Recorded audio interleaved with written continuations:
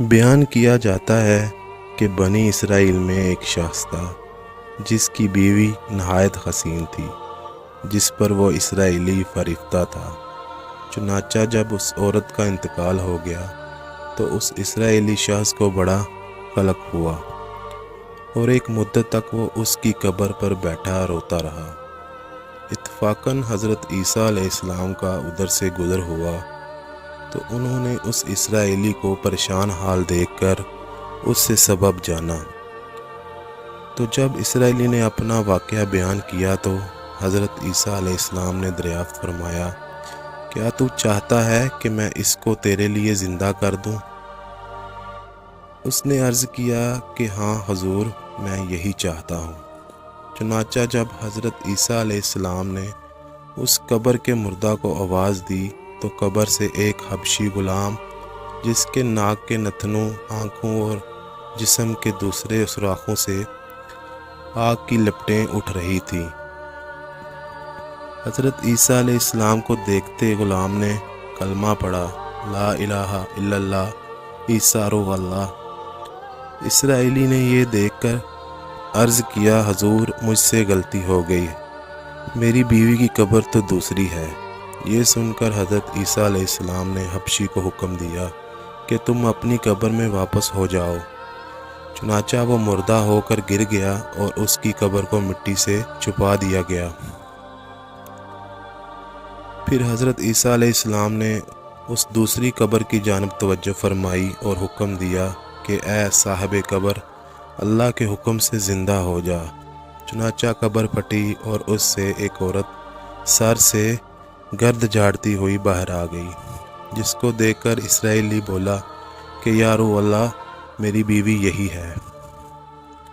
پھر حضرت عیسیٰ علیہ السلام کے حکم سے وہ اسرائیلی اپنی بیوی کو ہمراہ لے کے واپس ہونے لگا، مگر عرصہ سے جاگا ہوا تھا، اس لیے اس پر نیند کا غلبہ ہو گیا اور اس نے بیوی سے کہا کہ تیری قبر پر گریہ دریازی اور بیداری نے مجھے ہلاک کر دیا ہے، اس لیے میں چاہتا ہوں کہ تو کچھ دیر آرام کر لوں۔ بیوی کہنے لگی کہ ہاں آپ آرام کر لیجئے۔ چنانچہ وہ اسرائیلی بیوی کے زانوں پر سر رکھ کر سو گیا۔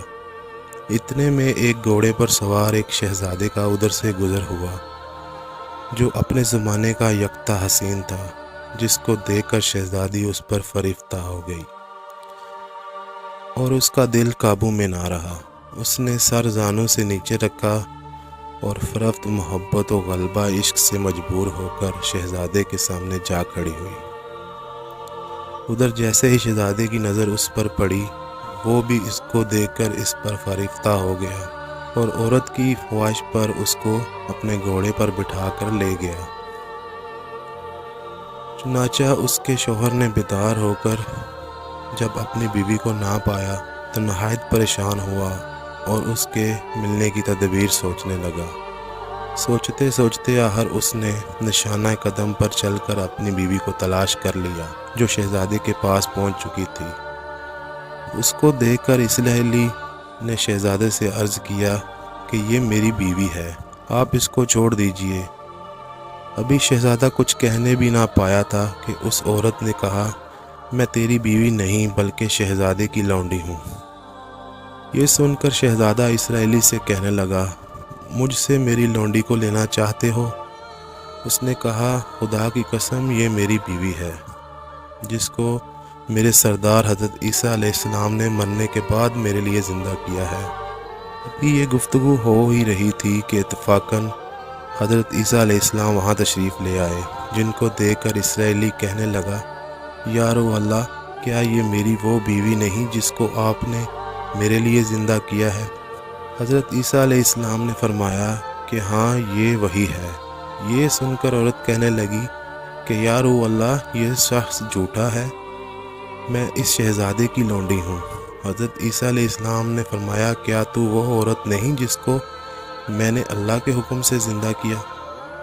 عورت نے کہا، یا اللہ، یا خدا، میں وہ نہیں ہوں۔ اس کے بعد حضرت عیسیٰ علیہ السلام نے فرمایا، جو جان خدا کے حکم سے میں نے تجھے دی ہے اس کو واپس کر دے۔ یہ سنتے ہی وہ عورت پھر مردہ ہو کر گر پڑی۔ پھر حضرت عیسیٰ علیہ السلام فرمانے لگے کہ جو شخص ایسے آدمی کو دیکھنا چاہے جو کافر مرا تھا اور زندہ ہو کر ایمان لایا تو وہ اس حبشی غلام کو دیکھ لے، اور جو کوئی ایسے شخص کو دیکھنا چاہے جو مومن مرا تھا پھر اللہ نے اس کو زندہ کیا اور کافر ہو کر حالت کفر میں مر گیا تو وہ اس عورت کو دیکھ لے۔ اس واقعے کو دیکھ کر اسرائیلی نے قسم کھائی کہ اب کبھی نکاح نہ کروں گا، اور میدانوں کی طرف نکل گیا جہاں اللہ تعالیٰ کی عبادت میں مصروف رہ کر اسے موت آ گئی۔ اللہ تعالیٰ اس پر رحم فرمائے۔ نبی اور رسول کے اقرار و انکار کا نتیجہ اس حقائق سے ظاہر ہوتا ہے اور سبق ملتا ہے کہ کامیابی اپنے نبی کی اطاعت اور محبت سے ہی مل سکتی ہے۔ چنانچہ ہمیں بھی چاہیے کہ ہر حال میں اپنے نبی صلی اللہ علیہ وسلم کی اطاعت کو سامنے رکھیں، چاہے دل مانے یا نہ مانے۔ نبی کریم صلی اللہ علیہ وآلہ وسلم کے طریقوں کو لازمی اپنایا جائے۔ اللہ تعالیٰ اس واقعے سے سبق حاصل کر کے عمل کرنے کی توفیق عطا فرمائے۔ آمین یا رب العالمین۔